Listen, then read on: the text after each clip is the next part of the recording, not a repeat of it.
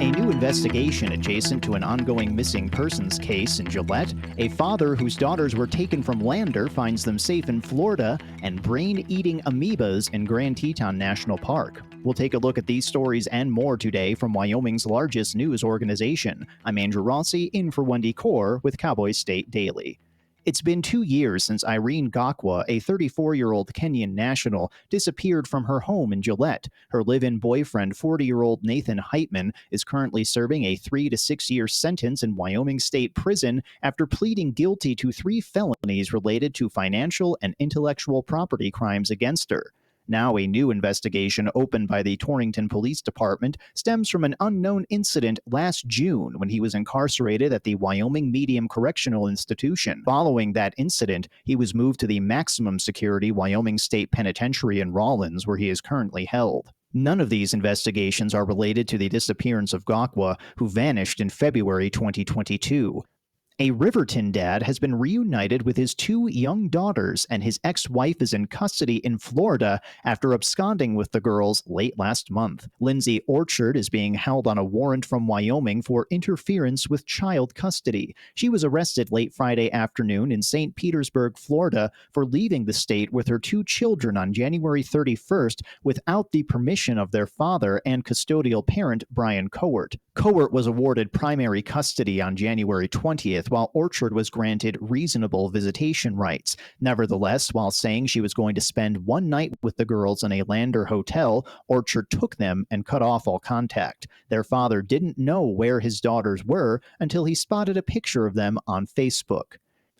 In 2017, WyoTech, the automotive trade school in Laramie, was on the brink of being shut down. In 2024, the school has returned to profitability and made Laramie a national tech education powerhouse. Under the direction of Jim Mathis, a former student of what was formerly known as the Wyoming Technical College, there are now 1,200 students getting hands-on experience 8 hours a day, 5 days a week, for 9 months.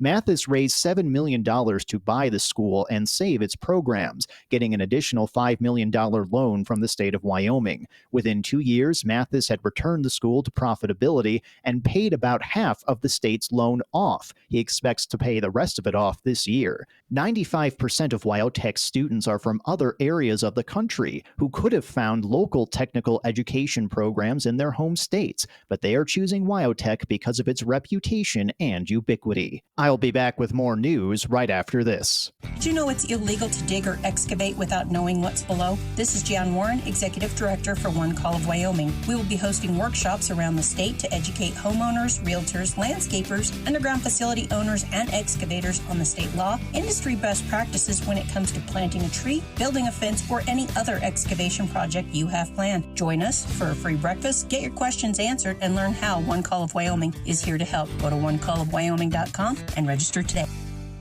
A century-old historic building on Cody's Main Street has been torn down, and another will soon follow. The 2 buildings, built along Sheridan Avenue and just a block down from Buffalo Bill Cody's Irma Hotel, were built in 1918 and 1920, respectively. Both buildings are in Cody's historic district, but that doesn't protect them or any building from being demolished. Cody doesn't have rules that pertain to demolishing a historic structure. Property owners need only obtain a permit to do so and do the work in a safe manner. Cody Mayor Matt Hall told Cowboy State Daily that concerns about retaining the historic character of Cody's Main Street are legitimate, but that the city has to balance such concerns with existing ordinances and the rights of property owners.